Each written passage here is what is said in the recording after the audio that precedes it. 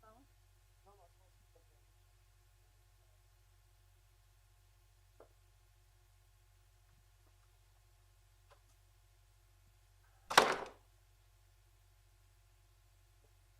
You guys got makeup? Yep. The girls with any feet. How you like that? All three teams? Yeah. I had them Monday night Oh, and against Liberty. Liberty, yeah. Blew them out by 40. Yeah, all three teams are undefeated. That's amazing. That's a good feeder It's system, man. It's impressive. Yeah, Dave and his staff, he got a good staff, though, man. He got a good staff.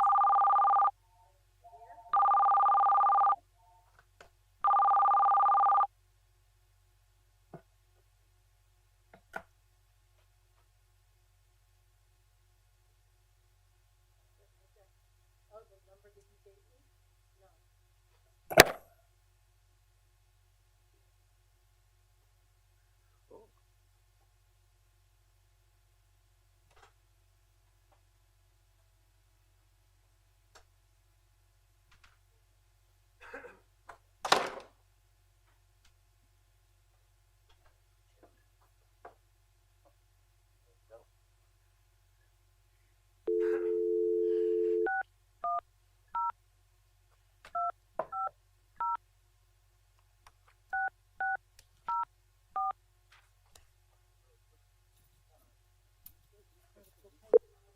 Welcome to the City of Easton conference room.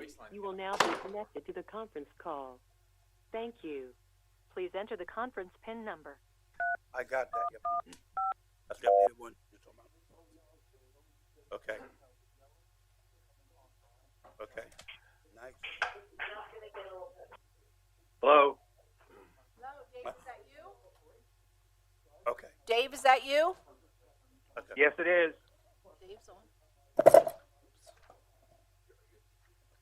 Okay.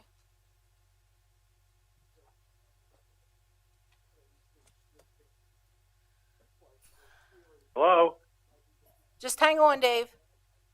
All right. All right, then we'll put him on Why? speaker. Here, watch. We got a minute. Okay. How are you? I'm okay.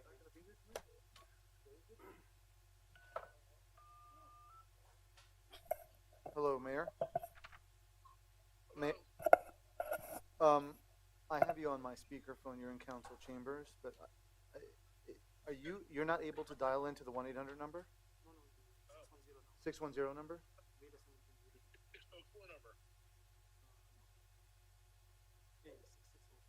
Yes, it's 6604.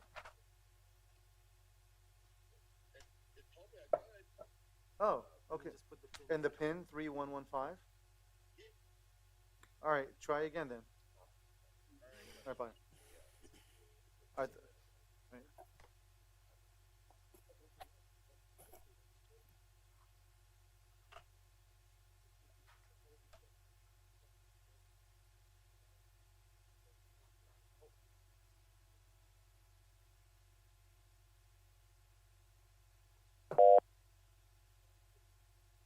Hello?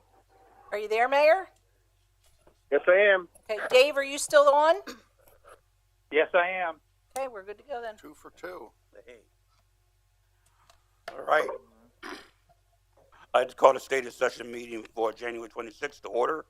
Let's rise, please.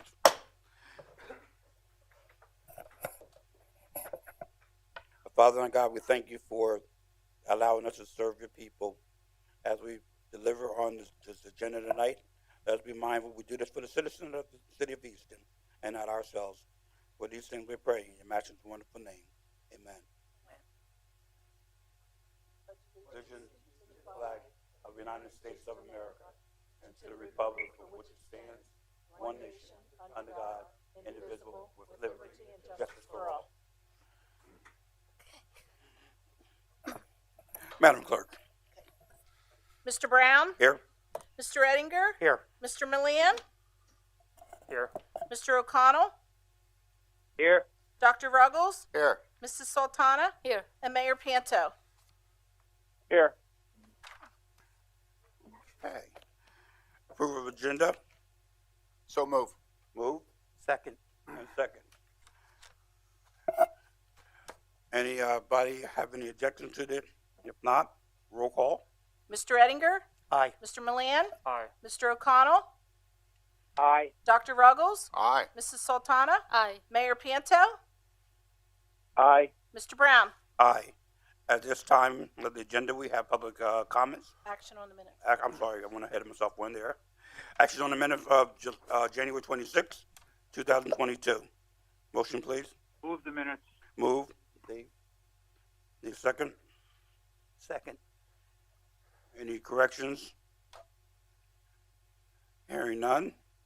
Roll call. Mr. Milan? Aye. Mr. O'Connell? Aye. Dr. Ruggles? Aye. Mrs. Sultana? Aye. Mayor Pianto? Aye. Mr. Brown? Aye. And Mr. Ettinger? Aye. Is anyone in the audience now public comments? Anything on the agenda only, please? Seeing none, we'll move on to the consent agenda. Madam Clerk. On the consent agenda, we have a resolution that would approve a developer's agreement with Easton Yards LLC, a resolution approving a stormwater runoff and control agreement with Easton Yards LLC, a resolution approving an easement agreement also with Easton Yards LLC, and a resolution approving a proposal with THA Consulting for design services for the 3rd Street garage. Motion, please. Moved Second. and second. Second. Any comments or deletions or anything? Seeing none, Madam Clerk, roll call. Mr. Brown? Aye. Mr. Ettinger? Aye. Mr. Milan? Aye. Mr. O'Connell? Aye. Dr. Ruggles? Aye. Mrs. Sultana? Aye. And Mayor Pianto? Aye. Thank you. Reports received by council. I believe the mayor and council received the fire department report for January 2022. Any comments on that report? If not, okay, we're going to move into reports of committee. I have no report this evening. Economic development. Ms. O'Connell. I don't have any report, Mayor, Vice Mayor. Planning and codes. I have none. No report. Okay. Public safety. I have no report tonight. No report. Public works. I have no report tonight. Administration. I have no report. And our solicitors. I have no report. Mayor I have no report this evening. and our administrators. Mr. Lewis. The only report I have is the one that I provided to city council members. It's on your desk. It's a accounting report, if you will, of the current total of rental units in the downtown, including those that are being planned. So just if you look at the total, with the ones being planned or under construction, which include the Commodore, the Confluence, the Pine Street Garage, the Watermark, and the Seville, which is just about to start. With the current apartment complement, that's 1,596 total units. If you subtract those out, which is roughly about 790 units, you have about 806 current units before the onboarding of all these new units that are going to happen between now and the next 2 years. And just I'm sorry, is your mic on? yes. Thank you. And just as a reminder, last we spoke here, we had about 560 permit holders in the downtown. That number has dipped a little bit. It does change on a monthly basis. It's gone down to about 545. And that's for about, right now, just a little, about 572 or 3 spaces that are available to park in that area. So I just wanted to provide an update on that report. As I continue to work with the staff on pulling this data, I'll be presenting it to council. I'll get it as soon as I can get it, but we have multiple databases that we're working with, so we're trying to pull it together. So the last spreadsheet you sent us, it's doubled? Yes, because this includes the new units, and that was a different report. That was a commercial buildings report by 6 units or more. That's a totally different report that I asked codes to pull out of iWork. I wanted to get a better snapshot of what's occurring in the downtown to provide it to council. So, what is your best guess about the total number of cars that have to be displaced from on-street parking to the garages then? What's your best guess number? Is it 800? No, well, like I said, we have 545 permit holders right now. That's Okay. that's a solid number as of today. And every day it could every probably month it could change. So, let's just go off of, we have 572 total spaces. Correct. That's the number. So that's the number we're going to go on from this point forward, correct? Correct. Okay.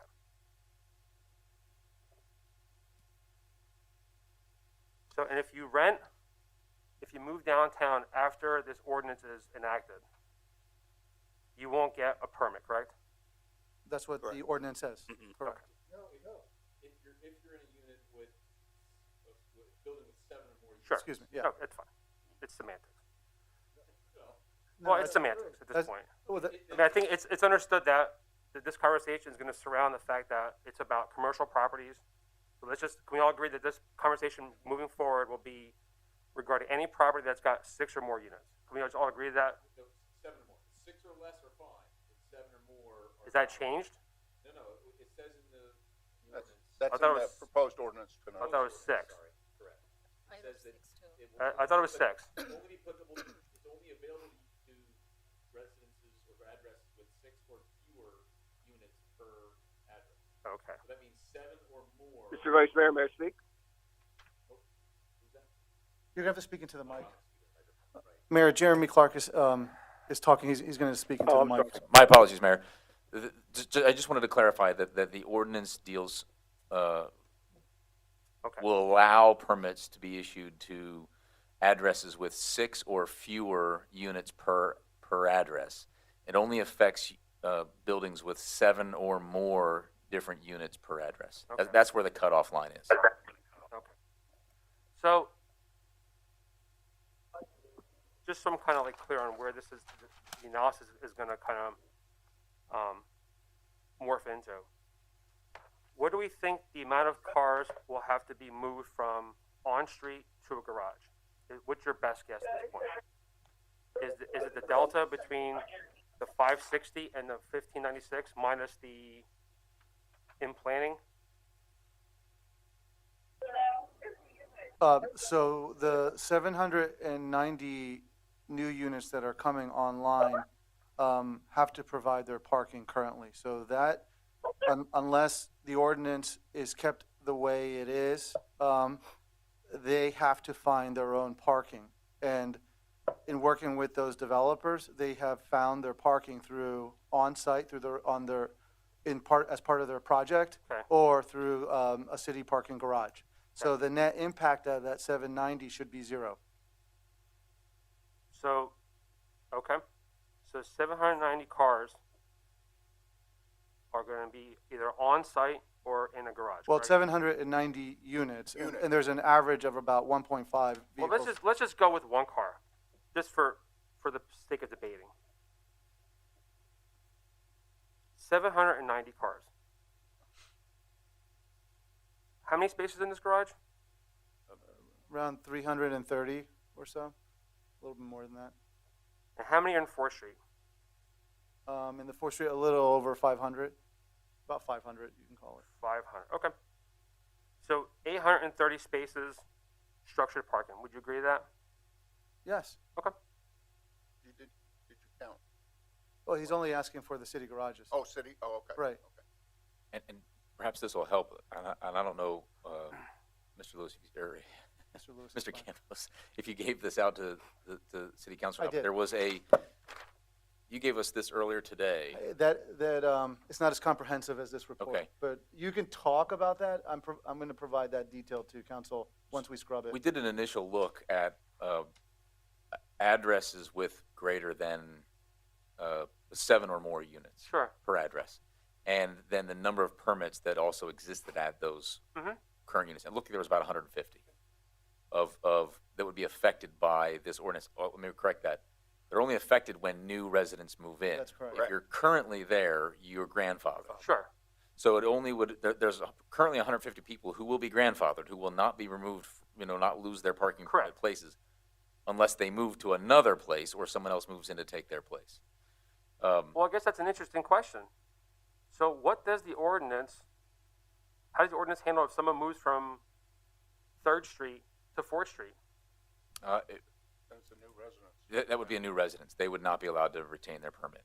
If they stay at their current residence, because the thinking being that when they moved, and this is just how I'm happy to change it if that's what the council wants, but the thinking was, at least for because this is again only a stopgap measure. I want to kind of say that. No, I again. understand that. The thinking was that the person who moved, when the person moved in prior to this proposed ordinance, they moved in with the understanding that they could obtain a parking permit.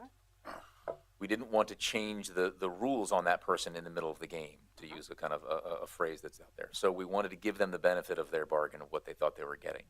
And so if they The other thing, I'm sorry, go ahead, Mayor. Jeremy, Go ahead, the Mayor. other thing, the other point of that is if they move to 4th Street, that landlord, that developer has to have some place for them to park off street. I mean, it's not eliminating. What we're trying to do is eliminate giving the people who have it, so there's no renewal. There's renewals, but no new permits. But if a developer, for example, the perfect example is the Governor Wolf Building. The Governor Wolf Building provides more space than they need for the residents they currently have there. They will provide enough space for even when Watermark is built. But for $100, they can park on 2nd Street, not in the parking lot, which they have to walk up to the elevator, go up the elevator, walk across to the building, which they may find inconvenient. It's to stop them. There's, I think, 6 in that building right now, and this resolution would put a stopgap in place that not all 40 people in there can get a parking permit on street. Then that means that Charles Clabundi and the Devlins and wouldn't be able to park on their street, and they own properties there that are owner-occupied houses, single houses. The whole idea of this is to stop the density projects like the Confluence and the Marquee and the Watermark and the Commodore from getting on-street parking passes. They have to provide off-street parking with a city garage, or they have to tear down buildings and put surface parking, which I hope the Historic District Commission would stop. Once we have our garages filled, the developers are going to not be able to build these big buildings again. I mean, I think it's a way of being, as I said 2 weeks ago, somewhat anti-development, but yet taking care of those that are on the urban renewal parcels that have been vacant for 40 years. Right. So the point being, if someone moves into a new building that's covered by this prohibition on street parking, they should be aware of that with the adoption of this new ordinance, and so they should take that into account when they move. So the permit only is for the actual physical location, not the actual tenant. Well, it's for the tenant. They can renew as long as they stay at that address. At that location. But Correct. Once they move to a different location, they lose the permit then. Correct. Well, If if they move to another they move to one that prohibited has building. more than 6 units. Correct. Right. Yeah. Correct. So, okay. So 830 structured parking spaces, and we're looking at 790 cars that we think will have to eventually move into one of our garages if the developer cannot provide on-site parking, correct? The way these projects are being presented, they are providing for their own parking, or in the case that there's a delta, they're contracting with the city directly in the case of, for example, the 3rd Street garage and the 4th Street garage. And what is the plan moving forward regarding the monthlies that are being displaced from Pine Street? And then the people who are going to park here daily just to come visit downtown if they can't find on-street parking? Well, that's a good question, Mr. Councilman Milan. Some of them will be offered either the 4th Street garage or the 3rd Street garage. Others, we know, some developers are moving them onto their own sites. We know that the Governor Wolf building has excess capacity, and the developer there has made some suggestions that he may ask all his people to walk down to the Governor Wolf building. Now, I don't know how long that'll last where somebody says, no, I'm not, I need a closer parking space. Let's also remember that this is a stopgap measure.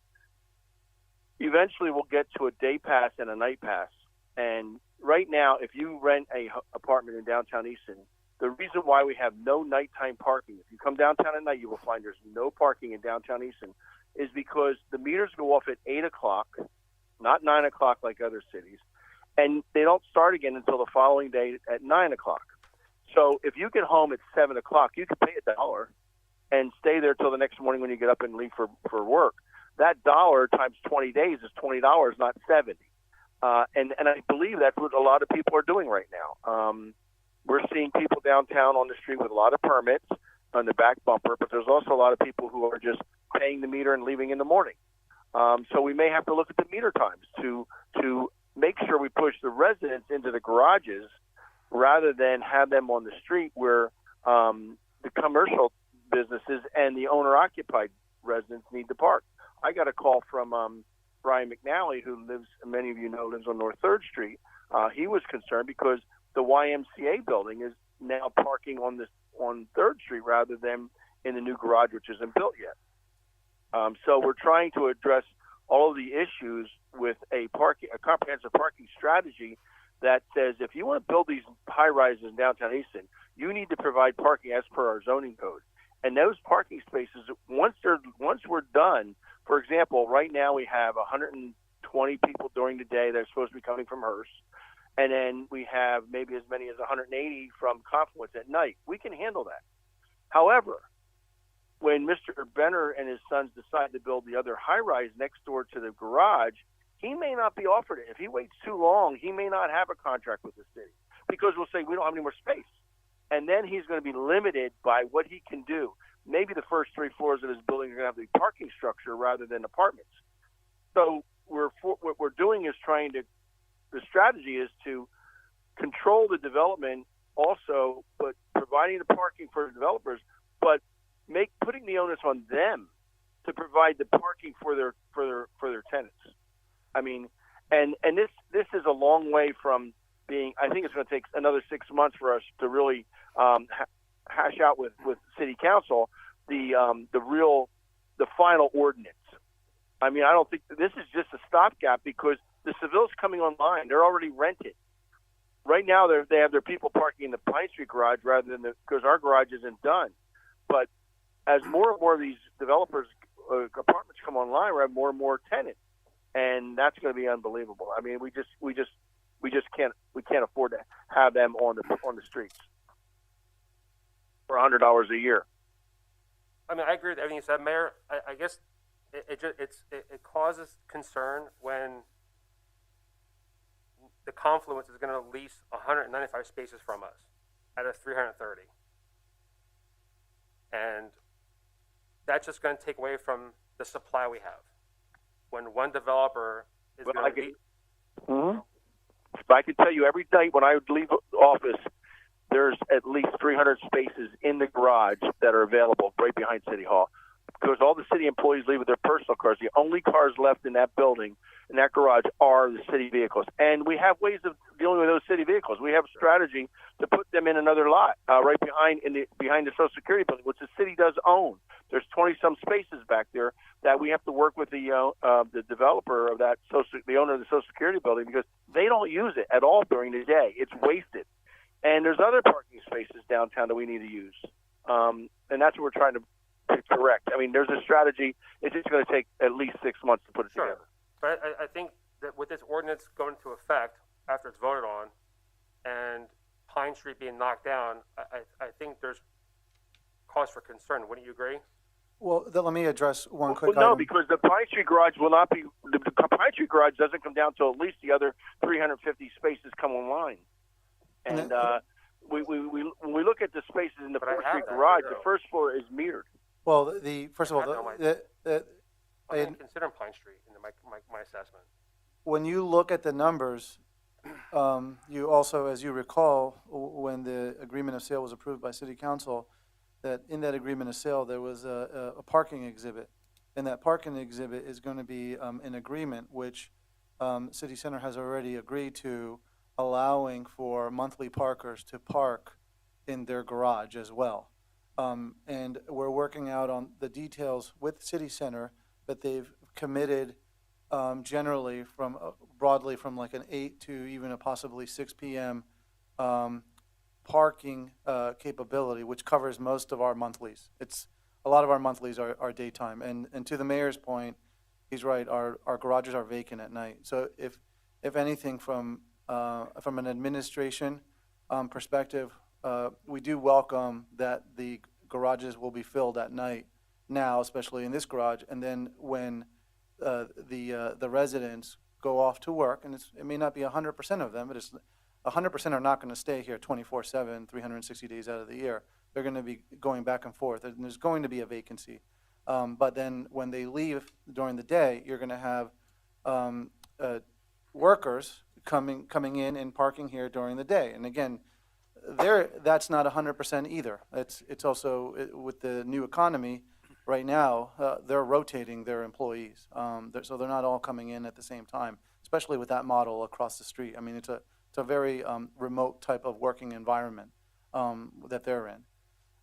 So to the mayor's point, this is the beginning, because our ordinance is also, it's outdated.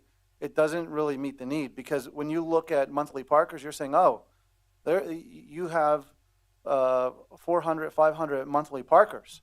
They're taking up the spaces 24/7, 360 days out of the year. But the reality is that they're not. And that comes from understanding and understanding the system. Those monthly parkers are here mostly during the day, and they're gone on the weekends. So as the mayor said, you have to accommodate then an ordinance. And we learned this from City Center, who manages roughly 1,200 structured parking spaces. They have daytime passes and they have nighttime passes. And that's how they can manage it very effectively and very simply, that with a couple other tools that they use.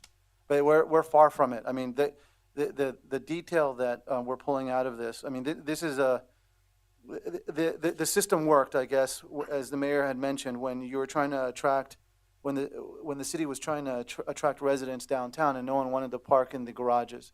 But now we have a different set of issues, and you just have to adapt to it.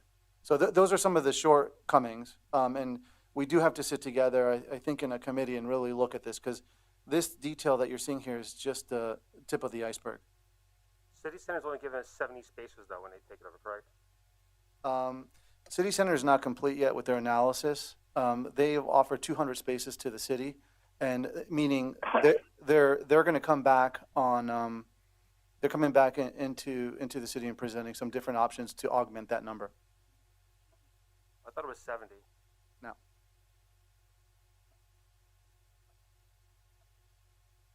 And the monthlies that are going to be displaced from Pine Street, then we're going to equally distribute them between Pine Street and this garage, correct? They're going to be in the short run, and eventually then also in the marquee.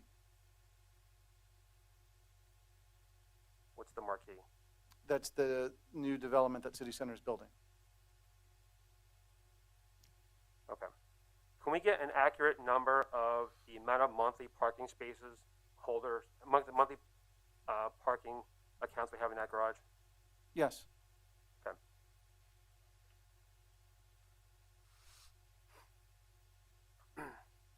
Any other questions? Now, I do want to tell you that the numbers are going to be skewed, just because we have Lafayette College is building a new garage, so we've been inundated with taking on new monthly parkers from Lafayette. So we'll have to slice and dice, and you have to take a look at it, because it's going to be artificially inflated. The last time you sent this to us, they had 50 spaces. It's going to be a lot larger than that. I'll take 50. I'm going to give you the accurate number. That's fine. I mean, it would be an accurate number, because we would just pull something from finance, I would assume. And we bill them, right? We bill them monthly, and they pay us monthly? Yeah, I think this is going to be done by individual. You're having a lot of students renting spaces, Okay. which is a short-term issue. It's only going to be this summer. probably 2 this summer, or whenever that garage is built. I don't have an ETA on the garage, and Mayor, I don't know if you do too, on their new 500 deck garage, 500 space garage. Okay.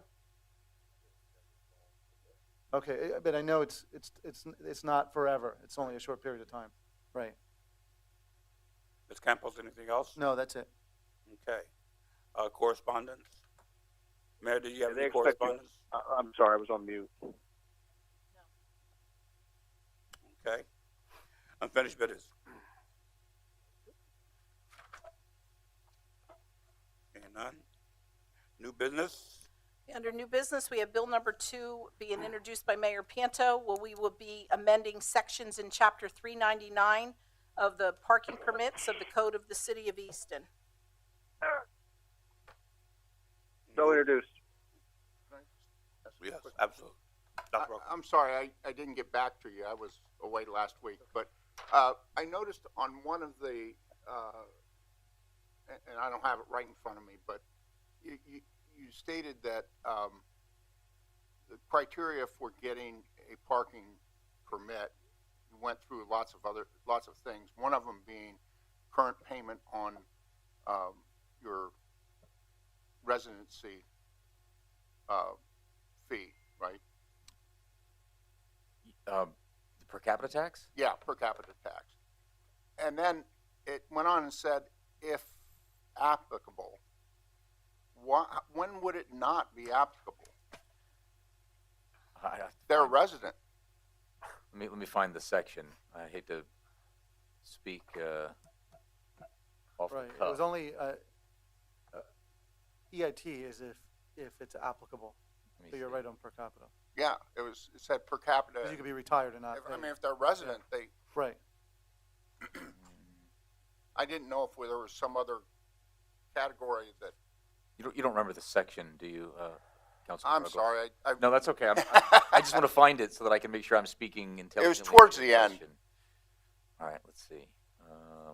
Why don't I search for?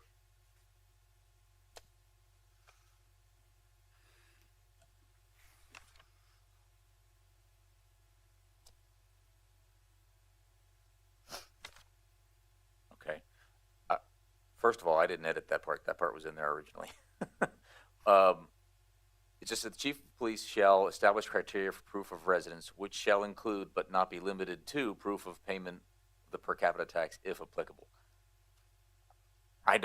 Since I didn't draft that part, I don't know why Oh, if okay. applicable is in there. I just didn't know if there was another category that, okay. No, No, you're right. any resident would be required to pay the Well, per capita. it really doesn't matter, I guess, because Right.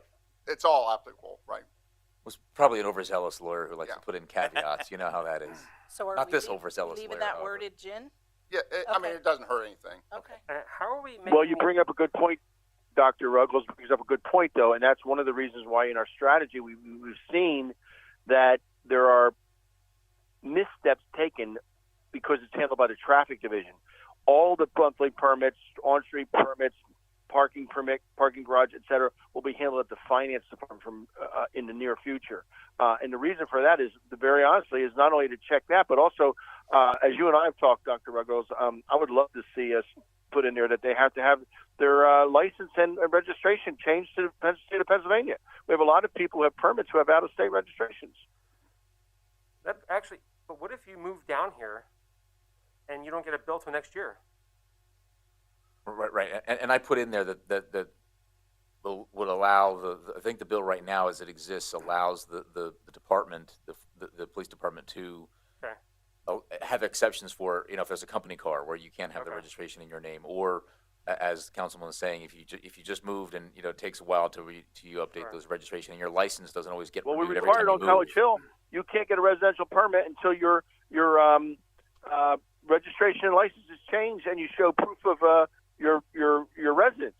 I mean, we do that for that permit, which is free and really lets people park overnight, not college students. But we don't do it for downtown residents. The same permit. Well, and again, if that's something that council wants to do when we engage in an overhaul rather of the entire ordinance, that's probably something we should visit. But again, we're looking at a stopgap measure because of the number of units that are coming online from these large Right. developments, and we want to maintain the original intent of the ordinance, which was for the smaller residents in a single family to small unit home, not when we double the number of units in the span of how long it's going to take to develop these year or 2 years. The plan wasn't originally designed for that, and the city can't handle that influx of permit seekers. And I'm going to just be upfront about this. I don't think we can make an ordinance effective on a given date. So I did look into the retroactivity of the ordinance because I know that was something you had addressed at the last meeting, Councilman Milan. And the way the courts have looked at it is you can use dates prior to the effective date of an ordinance as a condition precedent for something in the ordinance itself. So in this case, we set the date to where no further ordinances will be, or permits rather, will be issued. However, people are grandfathered in, right? So it's not as though someone who has an ordinance that existed at or before that date is going to lose that right. So it's not retroactive in that I have something, now I lose that something, right? All it affects is people moving forward. Right, but isn't that pending legislation only for zoning ordinances, though? Well, that's are you talking are you alluding to the fact that this is a pending ordinance and that? No, not at all. I was talking about it's specifically you're allowed to use prior dates to an ordinance as, again, what the courts call a condition precedent, right? So you can have that date be a triggering event, even though the ordinance takes effect after that date, so long as no one's going to basically, the trigger is that if I have my permit on, whatever the, at that date, right? So what do we have in here? I think we changed it to what was the date we have in here now? February 1st, right? If February 1st I have my permit, right? No, this is for people who move in. Let's say somebody moved in on the 10th. You're saying they can't get it. So if this ordinance passes, they can't get it then. Correct. Because it's my understanding that they're not being issued right now anyway. Well, I'm not sure how that's possible. I don't know, but that's so we're not issuing permits to people on an ordinance that hasn't even passed yet. That's you're stipulating to that fact? I don't know that to be true. That's what I was told. That's a question for the administration. So let me clarify this. So people who are moving downtown right now, they're not, if they apply for a downtown parking permit, they're being told they can't get one? I don't know. Again, I don't know that whether or not that's true to be a fact. That's what I've been told. Is that correct? I can address that. Okay. I have an executive order that does the same thing as the ordinance does. It stops new permits from anybody that lives in a unit that's over 6 units, in a property that's over 6 units. It's a 90-day order, or until City Council addresses the ordinance, amends the ordinance. That's what the executive order says. I mean, I hate to be a stickler. Is that legal? I mean, to issue an executive order basically stopping the legality of an ordinance? I mean, Well, I'm not being funny. I'm asking a serious question. I can only address right now the ordinance that's being proposed before you, and the reason why we're proposing it as an ordinance. Everybody is on notice that as of tonight, when it's introduced, right, that we are setting forth a date, a criteria. I mean, if it makes perfect legislative sense, because otherwise you're opening up a window to basically destroy your parking program altogether. Because you could have 250 applications in the next 2 weeks. And that would just, as I said, it would just destroy the program. Actually, there's probably we're talking about this a little bit because we think you may want to look into this down the road as you review this. We could issue 2,000 of these permits at $100 each. We could give it to the whole city, and they could all fight over those spots. But what we're trying to do is preserve a program, put in something in place, instead of calling it a moratorium or an executive order, have a real ordinance proposed with the precondition that you have already that it's prior to, that you have your permit prior to February 1st for purposes of grandfathering, and anybody after February 1st, as long as they fit within the criteria that we were establishing for six buildings with 6 units or less for new permits. It's a seems to be a sensible legislative response for the immediate time being, and allowing the council to form this committee and do whatever investigation and discussions. If you could come up with a better solution, I don't know that you can. This may be the most logical and sensible solution for the long term for this parking permit program. I mean, you could decide that you want to get rid of the parking permit program altogether. There's no obligation, but if we're going to preserve, the reason we worked on this legislation is to help preserve the program that exists now and not have it inundated by a tsunami of these new developments of people living downtown who could conceivably qualify for such a parking permit. That's the purpose of the proposal. So your assumption is that this is going to pass. My assumption it's going to pass. Oh, no, I'm sorry. We worked on it with the idea that you're going to hate it and you're going to vote it down. I don't know what to say to you. That's a very basic question. Yeah, the presumption is that we think this is good legislation, that it would be wise for council, and this legislation based on, we don't do this ourselves. This is administration identified the need for this, and we feel that this is a very basic, important thing that probably should have been introduced at the last meeting or last month, but there were points brought up, and we worked on them, and or Mr. Clark worked on them. I won't take credit, and hopefully address the concerns that Dr. Ruggles raised. And now we think we have as good a product as you can get for the immediate need that we're trying to address. Okay. And Mr. Milan, you have every right to say this is ridiculous. Let's let whoever can get the permits. Why don't we put them up for auction? This is, look, you're debating it yourself. Yeah. I asked a very basic question, and you gave me a 8-minute dissertation about what the administration wanted. I asked you legitimately a very simple question, with all due respect, and you didn't answer it. You went literally around my question. Because I'm only addressing the ordinance right now. So do you want me to go on the record and ask you what I want then? Or how do you mean to propose my question to you on the record so that you can research the legality of what happened with this pending ordinance? Is that what you want? You want me to go on the record and ask you formally for a legal analysis on whether or not the mayor can basically stop the enforcement of a legally enacted ordinance? So he basically said, we're not going to issue any more permits. I'm not prepared to give you an opinion. That's fine. So I'm going to go on the record. I'm going to go on the record and ask you for a legal opinion to be provided to me and council. If it's not today, whenever you want to give it to me. I'm just asking for a legal opinion. Yeah. I'm on the record now. Okay, you're on the record. Fine. We'll take it. I We'll would take like it to under address that. consideration. Well, I would like to address that councilman's question. Mr. Milan, as the chief elected officer of this city, my job is to make sure the city is running smoothly. This would be a tsunami of people applying. We already have people who live in where there is off-street parking applying for these, because the $100 was put out in 1987.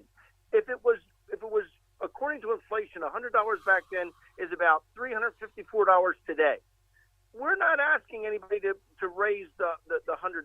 We're asking you to say this is a good idea. Let's manage for the first time in a long time. Let's manage our street parking, and we've done a lot of things to do that with new meters and things. But the fact is, those on-street parking permits have really hurt our downtown. Not only the business district, but the neighbors. I just told you of two. Charles Kabundi, the Devlins, the McNallys, they're all worried. They've invested tons and tons of money in our downtown to buy a house, to live in our neighborhood part of that downtown. And the same way we had a planning commission who almost turned down Tucker's grocery store, something we've been trying to get for years. because of parking. We need to strategically redo a comprehensive downtown parking strategy. What the parking study showed, the last one Desmond showed, was that there's 3 times as many private off-street parking spaces as there are public. I can't help it that when properties were sold, the former administration, when you have the Pomfret Club now owns a whole lot off-street parking. Why? Why didn't the city buy that? Like you agreed to buy when we suggest we buy the 4th Street lot, because the city should control all the parking so that we would have enough parking in downtown. That's all we're asking for here is a plan. If the executive order is proven to be inappropriate in this case, I've done executive orders that stop smoking in the center square until city council passed an ordinance. If you don't want to pass the ordinance, that's fine. Then the executive order goes away as well. But you need something to be a stopgap measure between now and the time that it takes 60 days to get an ordinance passed by city council and the effective date. Mayor, That's all we're trying to do. Is we're trying to address the neighborhood complaints. Mayor, I just want to clarify. I wasn't questioning your authority as a chief executive. I want to make sure I'm clear with you on that. Okay. Like I just asked a question. I understand. That's all. It's Listen, nothing. I'm not trying to be difficult. I just don't understand how we have an ordinance and Peter, I toiled with that too. I don't know whether it's right or wrong. All I know is that the papers announced a year ago, and we had a surge of like over 50 people came in within the first 2 weeks of that article in the paper a year ago, and wanted on-street parking passes.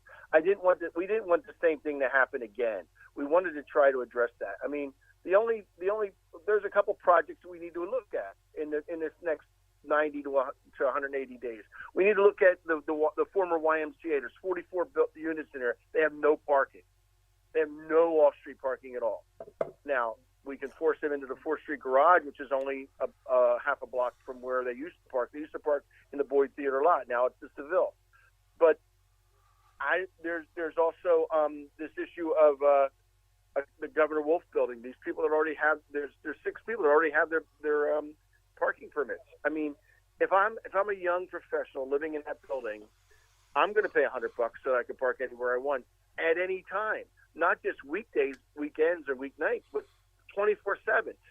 One of the things, the strategies the city has to do is look at our city employees. We provide free parking for them in the garage. Well, they don't work Saturdays and Sundays. Why are we providing free parking on Saturdays and Sundays? Why are they any different than other city residents? I mean, or they're not city residents. They could be anywhere. But my point is, we're trying to address this strategically. There's a lot of things in the mix.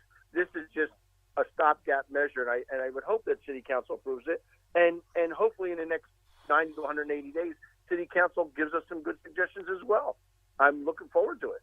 Believe me, I've been dealing with this parking problem for 35 years. I'd love to be able to resolve it. That's Roger. You had a question? No, I just wanted to point out, when the original ordinance was drafted and passed,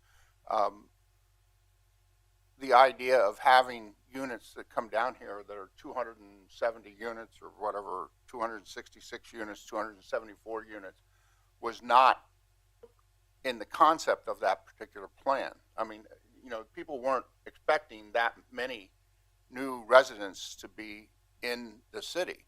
And so, as I understand the executive order, it isn't disregarding the entire ordinance. It's just saying that people with 6 or fewer can still get a permit. It's just those that are the larger units that can't. And so, That's correct. I think that, if when this original ordinance was drafted, I can't imagine them if they had, units that were 270 units that are coming online and say, oh yeah, those people could have, parking passes too. I mean, that they just weren't there at that time. And so it was not something that was conceived. I can assure you, Dr. Ruckles, I proposed this ordinance back in 1987, and I can tell you right now that we were just trying to get people to move downtown. I mean, we didn't have these big developments, and, fortunately we do today have to deal with this issue. It's a good issue to deal with. It's certainly not an easy issue to deal with, but it is a good issue. I would much rather have to deal with the issue we have today than the issue we had back then, was trying just to get people downtown. It is a neighborhood, though. We have to recognize that you're trying to mix a neighborhood and the central business district. So you have people who live there that need to be able to park, and you have store owners who need parking for their customers. And it is a balancing act. So, just so you know, there's only 14 properties on this spreadsheet that have 6 units. That's it. The rest of them would fall under this ordinance. 14 properties.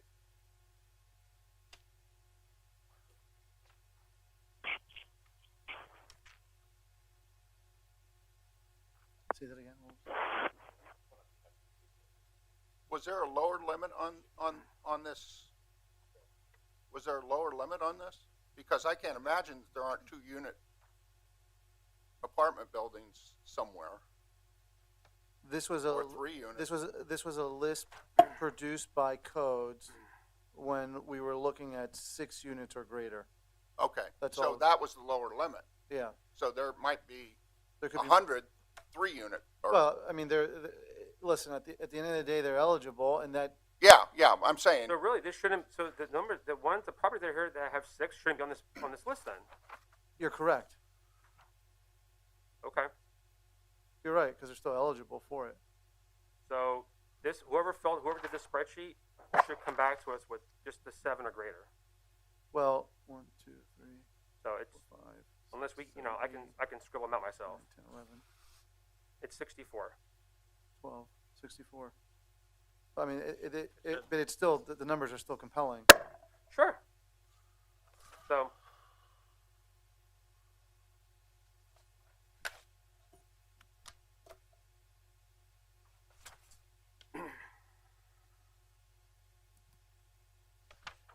Any other questions on that?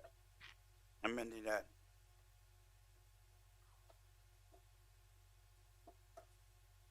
No. Public comment. Public comment? Seeing no persons. did you want to say anything? Oh, go ahead. Sorry. Okay, make a motion to adjourn. I so move. Move. Second. Second. Roll call, please. Mr. O'Connell? Aye. Dr. Ruggles? Aye. Mrs. Sultana? No. Mayor Panto? Aye.